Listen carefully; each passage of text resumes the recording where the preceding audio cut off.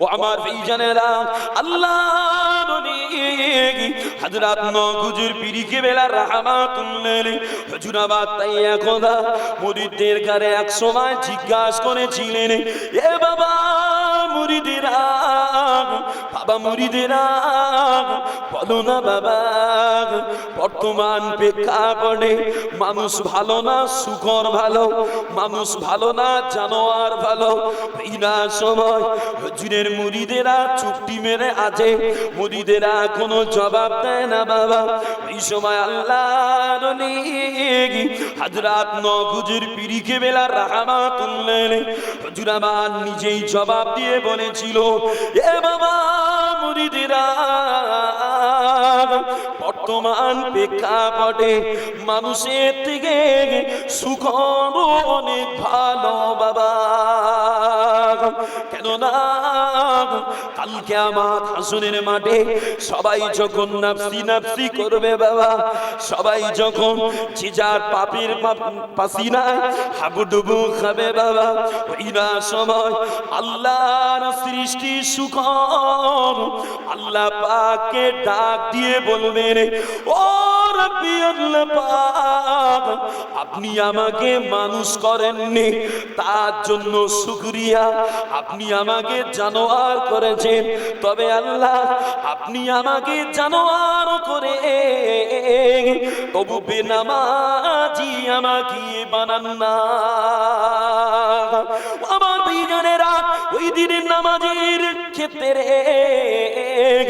মানুষের সাথে টেক্কা দিয়ে শুকর আল্লাহর কাছে ভালো হয়ে যাবে বাবা।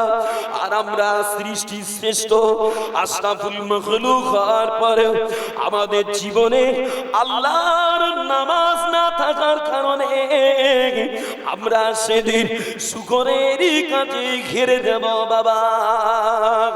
তাই তো আল্লাহ পাক কিতাবের ভিতরে জানিয়েছেন, ও আমার বান্দারা, দুনিয়ার জমিনে তোরা যদি আমার ইবাদত করিস, তাতে আমি আল্লাহ আমার কিছু সম্মান বেড়েও যাবে না, আমার কিছু সম্মান কমেও যাবে না।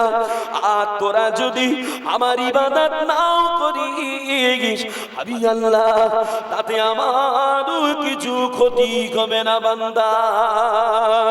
তবে বান্দা জেনে রাখ, ফামাইয়া আমাল মিসকালা যাররাতিন খায়রান ইয়ারা, তোরা অনুপরিমাণ নেকি করলে আমি আল্লাহ তার প্রতিদান তোদের দেব।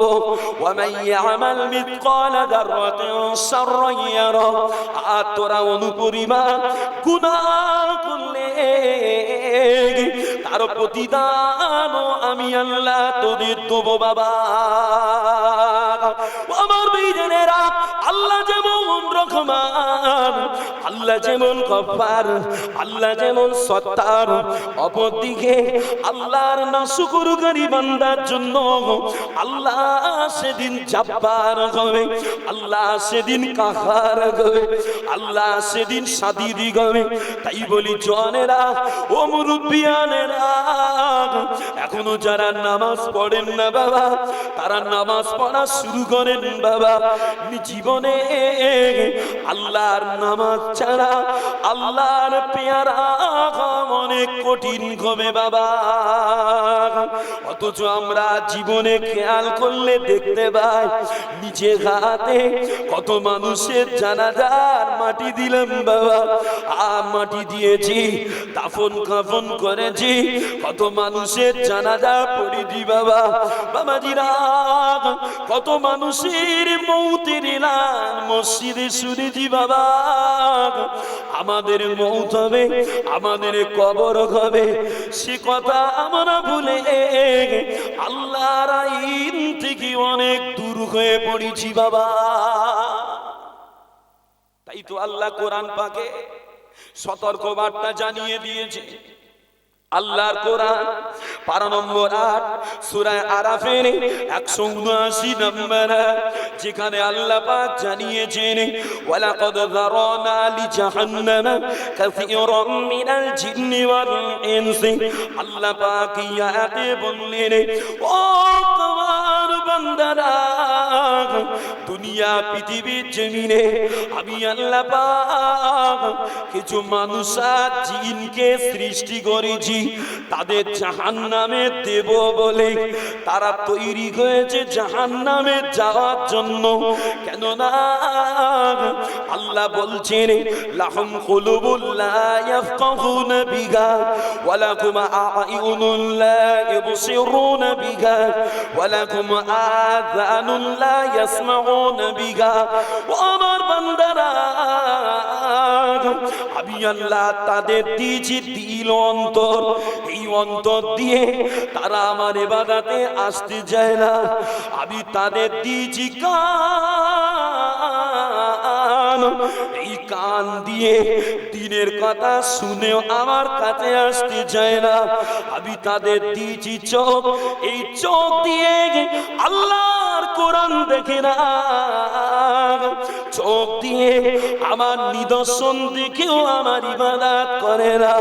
আল্লাহ বলছেন উলাইকা কাল আনআম, এরা কোনো চতুষ্পদ জানোয়ারের তুল্য, বাল হুম আযাল, এরা সৃষ্টির নিকৃষ্ট। উলাইকা হুমুল গাফিলুন, আর এরা আল্লাহর সবথেকে বড় গাফেল বান্দা। দিল আছে বুঝতে যাই না, চোখ আছে দেখেও দেখে না, কান আছে শুনেও মানে না। এদের জন্য আল্লাহ বলছে ওয়ালাকাদ রারানা লিজাহান্নামা কাসীরাম মিনাল জিন্নি ওয়াল ইনস, আমি কিছু জিন আর ইনসানকে এমন তৈরি করেছি যারা জাহান্নামেই যাবে। বাবা দিল আছে সব বুঝি, নামাজ বুঝি না। দিল আছে, মস্তিষ্ক আছে, দুনিয়ার ক্ষতি হলে শরীর রোগা হয়ে যায়, ব্যবসায় লস হলে চিন্তায় চিন্তায় শরীর রোগা হয়, অথচ দুনিয়া গেলে কিচ্ছু যায় আসে না। আখেরাত ক্ষতি হলে মুসিবত বেশি, ওই আখেরাত নষ্ট হয়ে যাচ্ছে, সময় কমে যাচ্ছে, ও চিন্তা হয় না। আসেন এই আয়াত শরীফ থেকে পেলেন তো মানুষের থেকে শুকরের মূল্য হলো যে যদি আমার জীবনে নামাজ থাকে, আমার জীবনে যদি আল্লাহর আইন পালন থাকে, আমার জীবনে যদি রাসূলের সুন্নাহ থাকে, ঠিক আছে। আর যদি কিছুই না থাকে খবর খারাপ। যে ইমামে আযম আবু হানিফা রাহমাতুল্লাহ হুজুরকে তাই বুড়িমা জিজ্ঞাসা করেছিল, ও ইমামে আযম, যে আয় নুমান বিন সাবিত, তোমার দাড়ির মূল্য বেশি না আমার ছাগলের দাড়ির মূল্য বেশি? ইমামে আযম আবু হানিফা রাহমাতুল্লাহ হুজুর খামোশ। কিছু সময় চুপ থেকে হুজুর বলছে, মা এই প্রশ্নের জবাব দেওয়ার ক্ষমতা আমার এখন নেই। কেন? আমার মওতটা কি হালে হবে আমি অ্যাডভান্স বলতে পারি না। পৃথিবীর জমিনে অনেক শায়েখ মাশায়েখ, অনেক তরিকার আমল করা মানুষ শেষ বেশ টাকার লোভে, নারীর ললনায় বিগড়ে গিয়ে জাহান্নামী হয়েছে।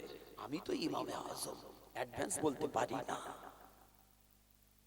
যে দুরাকাত নামাজ পড়ছি বলে বেনামাজি ঠিল্লি করাটাও ঠিক নয়। আল্লাহর দয়া হয়েছে বলে পড়তে পারছি। তবে বলবেন হুজুর আপনি বলছেন না, এটা বলার জায়গা, একটু না বললে, এখান থেকে না বললে আর বলবে কোথায়? আমি আপনাদের ঠিল্লি করছি না, আল্লাহর আইনটাকে শোনাচ্ছি। ইমামে আযম আবু হানিফা রাহমাতুল্লাহ হুজুরকে জেলখানায় বন্দী করা হলো। কেন বলেন তো? হুজুরকে বলা হয়েছিল তুমি গদি লাও, কি এমনি করে বিচারকের আসন লাও। ইমামে আযম বলে না, আল্লাহর কসম করে বলছি ও বাদশা মনসুর, আমি ওই গদি নেব না। কেন? বিচারকের আসনে আমায় বসানো হবে, আমার কথা মতো আমি বিচার করতে পারবো না, তোমাদের দেখে বিচার করতে হবে। ওরকম বিচারক আমি ইমামে আযম হব না। কেন? যারা বিচারকের পদে বসে ন্যায় বিচার করে না, এদের ব্যাপারে আল্লাহর নবীর একটা হাদিস আছে, যে হাদিসে বলা হয়েছে কিয়ামত হাসরের মাঠে আল্লাহর ফেরেশতারা, আযাবের ফেরেশতারা, দুনিয়া যারা নেতৃত্ব দিত, যে মানুষের দায়িত্ব ঘাড়ে নিয়ে চেয়ে নিয়েছে অথচ পুরা করে না, এরাম শাসক, এরাম নেতা, এরাম বিচারক, এদের গলা সাঁটিটা ধরে মালাইকারা অপেক্ষায় থাকবেন কখন আল্লাহর হুকুম হবে, এদের ধরবো আর জাহান্নামে ফেলবো। এই জন্যই তো নবী পাক যখন আলী হুজুরকে বলেছিল, বাবা আলী আমি আল্লাহর নবী বলি, তুমি যাও অমুক দেশে গিয়ে ওদের ইমাম হয়ে ফয়সালা করবে, নামাজ পড়াবে। আলী হুজুর বলে, ইয়া রাসূলুল্লাহ আমি যাব না। কেন যাবে না বাবা? না হুজুর, বিচারকের গদি, আমার বড় ভয় লাগে, আমি যাব না। আল্লাহ নবী কি করলেন? নিজের হাত মুবারকটাকে নিয়ে, হস্ত শরীফটাকে নিয়ে আলী হুজুরের মাথায় রেখে বলেছেন, বাবা যাও, আমার হাত তোমার মাথায়। বলেন না সুবহানাল্লাহ। আলী হুজুর তখন গিয়েছে, তার আগে না। আর এই সমাজে কলম দিলে ভেঙে পড়বে, পেপার দিলে উল্টে পড়ে। এরা আবার বলতেছে আমরা বিচারক হব। হ বাবা, তোর ইচ্ছা হচ্ছে হ, তবে আমার বড় ভয় লাগে, আমি ওসব আসন চাই না, আমার ভয় লাগে, আমার যোগ্যতা নেই। তবে যার যোগ্যতা আছে করো, মানুষ চাইলে হ্যাঁ কাজ করো, তবে ভয় করে করে করো। যদি নিজের দুনিয়া গোছানোর লাগে করো, বুঝবে এদিকে দুনিয়া গুছাবে, ওদিকে আখিরাত ফাঁকা হবে। ইমামে আযম আবু হানিফা হুজুরকে জেলখানায় বন্দী করা হলো, বিষ খাওয়ানো হলো, হুজুরকে বিষ দিয়ে শহীদ করা হলো। হুজুরকে যখন বাইরে বার করা হয়েছে, গোসল দিয়ে কাফন পরিয়ে যখন নিয়ে যাওয়া হচ্ছে, বুড়িমা রাস্তায় আটক করলো, দাঁড়াও। আবু হানিফা নুমান বিন সাবিত এখনো আমার একটা জবাব দিইনি, একটা প্রশ্নের জবাব দিতে বাকি আছে, যে আমার ছাগলের দাড়ি ভালো না আবু হানিফার দাড়ি ভালো? আবু হানিফার দাড়ির মূল্য বেশি, জানতে চায়। আল্লাহ দয়া, কাফনের ভিতর থেকে আওয়াজ এসেছে, বুড়িমা আমার মউতটা ঈমানের সাথে হয়েছে মা।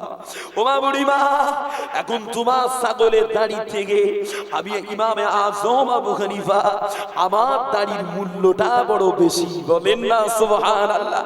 এটি জেনে হলো না যে সবসময় নিজে নিজে যদি একটু ভাবি, আমারও দাড়ি আছে, ছাগলেরও আছে, আমার দাড়ি ছাগলের থেকে খারাপ হয়ে যাচ্ছে না তো, তাহলে ঠিক ঠিক ফিরে আসা যাবে। আর যদি উপলব্ধি না করি তাহলে আর কি আছে, ভাবলে অনেক কিছু, না ভাবলে কিছুই না। চলেন আমার একটু বুঝাবো বাবা, মানুষ জানোয়ারের থেকে অদম হয়েছে কিনা বুঝাবো বাবা। ও আমার ভাই জানে না, আমরা যত মানুষ সেখানে বসে আছি বাবা, আমাদের বাড়িতে কম বেশি সকলা টয়লেটে রুম বানানো আছে বাবা।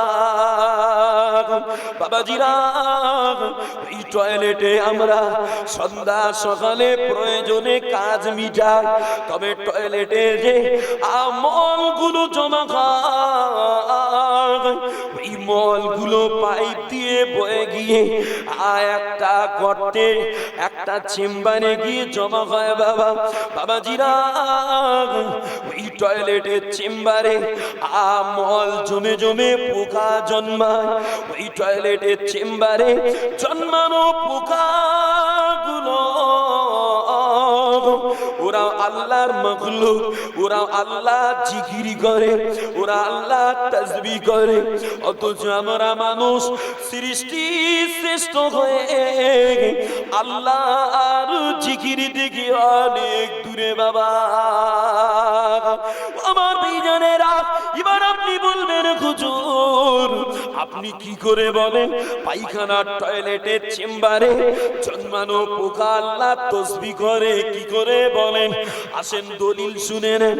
আল্লাহর কোরআন 12 নম্বর 15 সূরা ইসরার 44 নম্বর আয়াত, আল্লাহ পাক জানিয়েছেন তুসাব্বিহু লাহুস সামাওয়াতুস সাবউ ওয়াল আরদ ওয়া মা ফীহিন্না ওয়া ইন মিন শাইইন ইল্লা ইউসাব্বিহু বিহামদিহি ওয়ালাকিন লা তাফকাহুনা তাসবিহাহুম। আল্লাহ পাক এই আয়াত শরীফের ভিতরে জানিয়েছেন, ও তোমার বান্দারা, সাত তবক আসমান জমিনে আমার যত মাখলুক আছে, এরা সবাই আমি আল্লাহ আমার নামের তাসবিহ পড়ে বাবা। তবে ওয়ালাকিন লা তাফকাহুনা তাসবিহাহুম, তবে ওদের তাসবিহের আওয়াজটা তোমরা কেউ বুঝতে পারো না। আমার ভাইজানেরা, আল্লাহ কোরআনে জানিয়েছেন সাত তবক আসমান জমিনে যত মাখলুক আছে, যত আল্লাহ সৃষ্টি আছে, সবাই আল্লাহ জিকির করে। এখন সবাই যদি আল্লাহ জিকির করে, আপনি একটু বলেন আপনার আমার বাড়ির চেম্বার, টয়লেটের চেম্বারটা কি 7 তবক আসমান জমিনের বাইরে না ভিতরে? একটু কথা বলেন। টয়লেটের চেম্বার 7 আসমান জমিনের ভিতরে। ও আমার ভাইজানেরা, টয়লেটের চেম্বার যদি 7 আসমান জমিনের ভিতরে হয়, তাহলে বুঝতে বাকি লাগে না পোকা নোংরা জায়গা, ঘৃণার জায়গা, পায়খানার পোকারাও আল্লাহ জিকির করে। আর আমরা মানুষ সৃষ্টি শ্রেষ্ঠ, তারপরেও আল্লাহ জিকির থেকে অনেক দূরে বাবা। এবার নিজেকে নিজে জিজ্ঞাসা করে, নিজে নিজে বিচার করে নেন, আমি ভালো না টয়লেটে জন্মানো চেম্বারের পোকাগুলো ভালো? নিজে নিজে বিচার করে। আমি বলবো না কাউকে যে আমার জীবনে কি ঘটেছে আমি ভালো জানি। দেখতে বাইরেটা চাকন চিকন, আমার দিলে কি আছে আল্লাহু আলাম। যে বাইরে দেখে ভুললে হবে না, ভিতরটা চেনার চেষ্টা করতে হবে। ঠিক না ভুল বলি? বাইরে দেখলে হবে না, ভিতরটা চেনার চেষ্টা করতে হবে।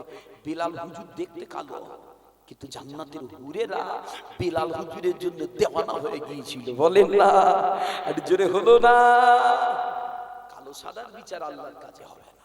আল্লাহর কাছে বিচার হবে কালো সাদারই হবে, তবে বাইরের কালো সাদা না, দিলের কালো সাদা। দিল ভালো তো সব ভালো, দিল কালো তো সব খারাপ।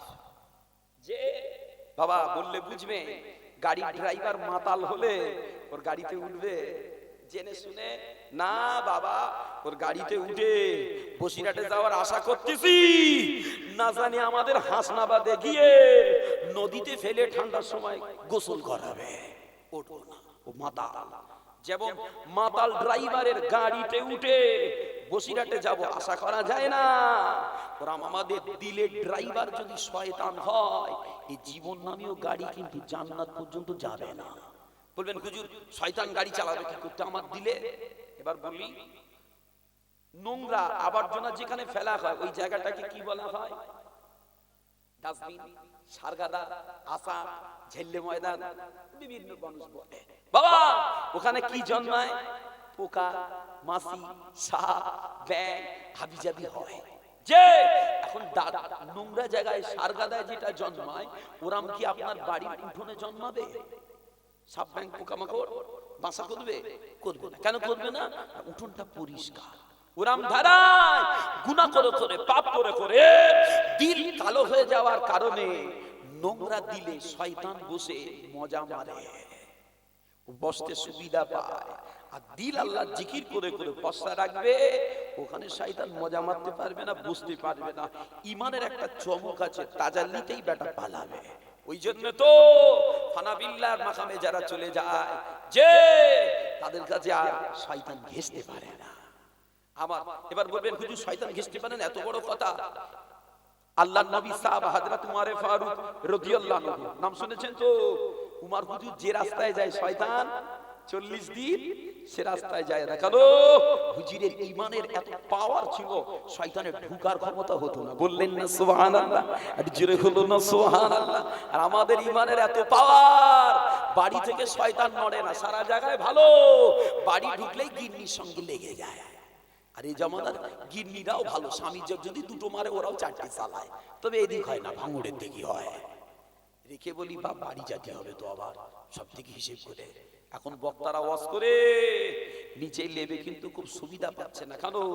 গায়ে কথা পড়ে গেলে হুজুরির নাম আনতে পারে, গাড়ি তো আসে বাইরে, ভাঙ সাবল ঢুকিয়ে গেট খোল। সোশ্যাল নেটওয়ার্কে হচ্ছে না, দেখেন না যে গেট ভাঙছে না। সেদিন ইদানিং করে আমার এক ভাইয়ের গাড়িতে ওই অবস্থা হলো। কমিটির ছেলেরা কি হয়েছে বাবা, হাদিয়াও ঠিক দিল না, গাড়িটাও গেটটা খুলে ভেঙে নাস্তানাবুদ করে দিয়েছে বেচারা। যে ক্ষতি করেন না, ভালো না লাগে আনবেন না, কিন্তু ক্ষতি করবেন না। চলে দরুদ শরীফ পড়েন, নাত পড়বো। আমি মাঝে মাঝে নাত পড়ি, এটা আমার অভ্যাস। আপনাদের কষ্ট লাগে না তো? এইভাবেই আলোচনা করি যে দরুদ শরীফ আল্লাহুম্মা সাল্লি আলা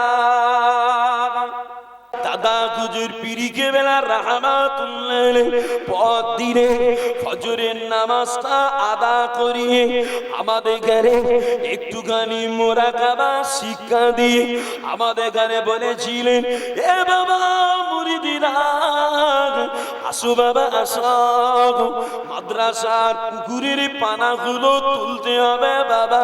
সফি সাহেবউদ্দিন সাহেব বলেন কালটা ছিল খুব কঠিন ঠান্ডা, তারপরেও আমার পীরের অর্ডার, আমি পুকুরে ঝাঁপ দিয়ে পড়ে পানাগুলো তুলতে লেগেছিলাম। আমার ভাইজানেরা, সফি সাহেবউদ্দিন সাহেব বলেন আর আমার সঙ্গে আমার কিছু সাথী ভাইও নেমেছিল। আবার কেউ কেউ পানি ঠান্ডা খাওয়ার কারণে আর নামতে দেরি করছিল বাবা। আর আমাদের এই অবস্থাটা আল্লাহর লেগে আমার দাদা হুজুর পীরকে বেলা রাহমাতুল্লাহ মাদ্রাসা লাইব্রেরির বারান্দায় দাঁড়িয়ে দাঁড়িয়ে দেখছিলেন বাবা। কিছু সময় পরে আমার দাদা হুজুর পীরকে বেলা মাদ্রাসা লাইব্রেরির বারান্দা থেকে আমার এমনি করে মুরিদদের কাছে পুকুর পাড়ে হাজিরি করে মুরিদদের আওয়াজ করে বলেছিল, এ বাবা মুরিদিরা তোমরা যে ঠান্ডায় মরে গেলে বাবা, তাড়াতাড়ি উঠে এসো বাবা।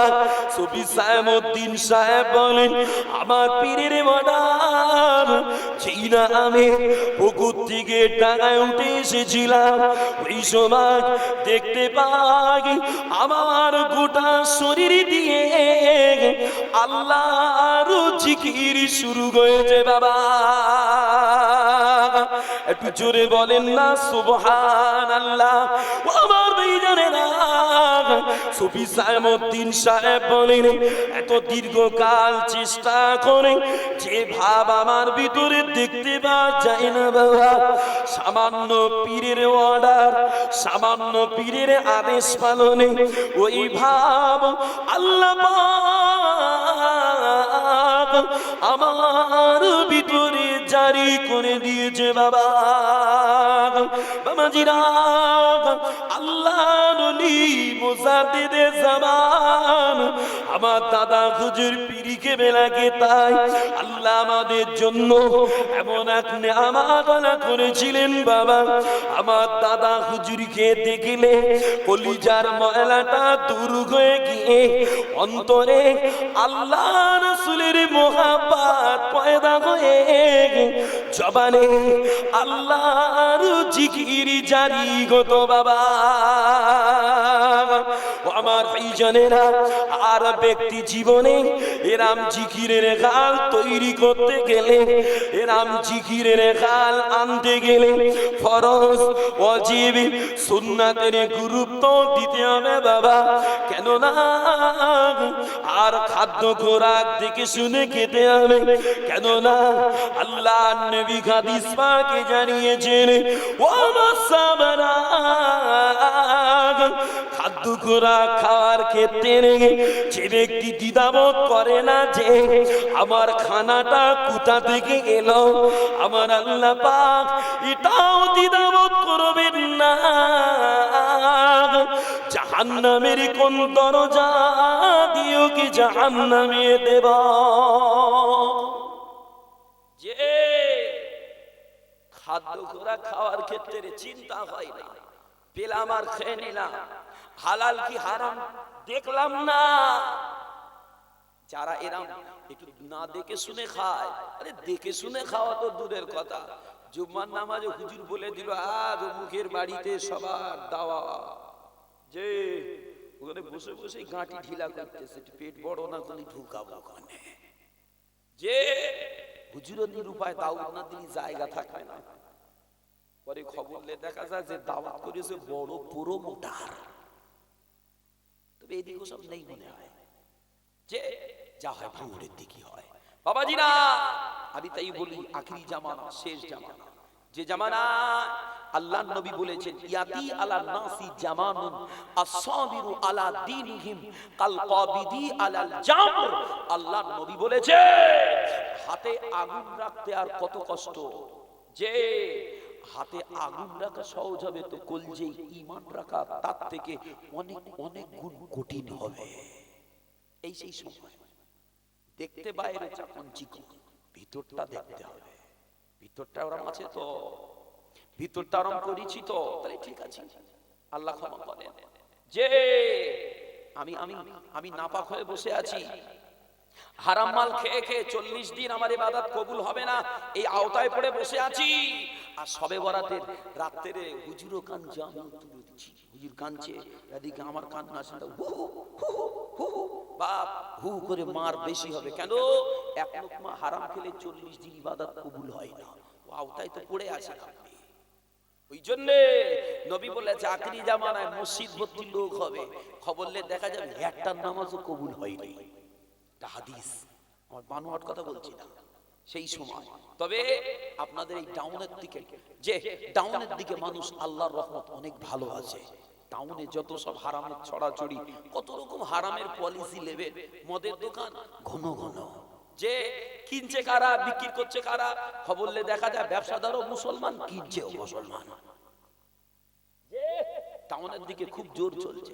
আমি তাই আমাদের যে নিউ টাউন আছে না, আপনারা যদি জানেন জেনে থাকবেন, নিউ টাউন যেটা হয়েছে, যে সিটি সেন্টার, তারপরে এইদিকে এসে সেই বিশ্ব বাংলা, এইসব জায়গা যখন আমি গাড়ি নিয়ে ক্রস করি, পার হই, ওদিকে যাই, আমি ওইসব জায়গায় একটু তওবা পড়ে নেই। না জানি ওখানে যেভাবে শরিয়াত বিরোধী কাজ কারবার খোলামেলা চলছে ঘরের ভিতরে, না জানি কোন দিন আল্লাহ বিল্ডিং গুলো রাস্তা সমেত জমি ঢুকিয়ে না নেয়। কঠিন কঠিন পাপ চলছে, যে আর পরিকল্পনা করে করেও দেওয়া হচ্ছে। এখন পাড়ায় পাড়ায় পাড়ায় পাড়ায় ইহুদিদের ঢুকিয়ে দেওয়ার প্ল্যান চলছে। বাইরের মানুষ জমি কিনছে, দালাল জমি কিনছে, দালাল জমি নিয়ে এক ইহুদিকে বিক্রি করে দিল। ব্যাস ঢুকাতে ঢুকাতে ঢুকাতে, এই বাস্তব বলছি, আমার পোলেরহাট এলাকায় একদম মুসলমান পাড়া, মুসলমান বস্তি সবাই আছে, এক দালাল জমি কিনে এক হিন্দু ভাইকে বিক্রি করেছে।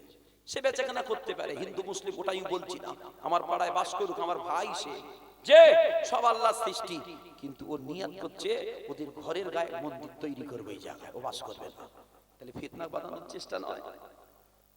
জি, ফিতনা বাঁধানোর চেষ্টা না এটা বাবা, খুব পরিকল্পনা চলছে, ঈমান রাখা কঠিন হয়ে যাবে। হালাল হারাম দেখে খান, লোভ কমান, লোভ কমান, লোভ কমান। নিজেও চেষ্টা করি, আপনারাও কমান। কেন? লোভ মানুষকে জাহান্নামে নিয়ে যাবে। লোভ মানুষকে বলেন বলেন জাহান্নামে নিয়ে যাবে। নবী বলছে 4টে অভ্যাস বড় খারাপ: হিংসা, অহংকার, লোভ আর কৃপণতা। হিংসা, অহংকার, লোভ আর কৃপণতা, এই 4টে জিনিস নফসকে গুনার দিকে নিয়ে যাওয়ার জন্য যথেষ্ট। যে 4টেকে কন্ট্রোল করতে পারবে, গাড়ি ঠিক থাকবে, জীবন ঠিক চলবে। আর যখন কোনো না কোনো কিছু লাগাম ছাড়া হয়ে যাবে, ভাববেন ক্ষতির দিকে যাচ্ছে, ক্ষতির দিকে যাচ্ছেন। আল্লাহ আমাকে আপনাকে হিফাজত করেন। আমি আর আগে বাড়বো না।